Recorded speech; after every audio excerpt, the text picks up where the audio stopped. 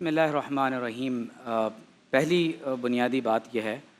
کہ اللہ تبارک و تعالی نے انسان کو بہت زیادہ حرمت، تعظیم اور تکریم عطا فرمائی ہے۔ تو اگر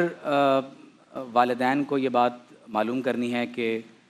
جینڈر کیا ہے تو شرعاً اس میں کوئی مضائقہ نہیں ہے۔ اگر کسی ایسے مرحلے میں جب الٹرا ساؤنڈ کے دوران ڈاکٹرز یہ بتا سکنے کے قابل ہوتے ہیں کہ بچے کا جینڈر کیا ہے تو جینڈر معلوم کیا جا سکتا ہے، لیکن اگر اس میں اس بات کا خدشہ ہو کہ اگر بیٹی ہوئی تو لڑکی کے یا لڑکے کے گھر والے ان کے اوپر بہت پریشر ڈالنا شروع کر دیں گے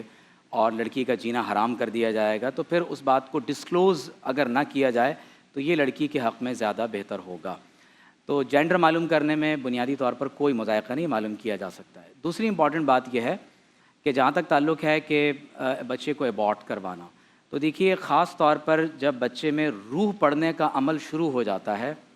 یا اس میں ہارٹ بیٹ آنا شروع ہو جاتی ہے تو پھر شرعی طور پر حرمت انسانی کا تقاضا یہ ہے کہ الٹرا ساؤنڈ یا جدید سائنسی آلات کے ذریعے سے جو بھی انسان تک علم پہنچتا ہے تو اس کی بنیاد پر حرمت انسانی کا تقاضا یہ ہے کہ اس بچے کو ضائع نہیں کیا جائے گا، چاہے وہ ڈاؤن سنڈروم کا پرابلم ہو یا یہ معلوم ہو کہ بچے کے اعضاء پورے نہیں ہیں۔ ہاں، ایک امپورٹنٹ بات اس میں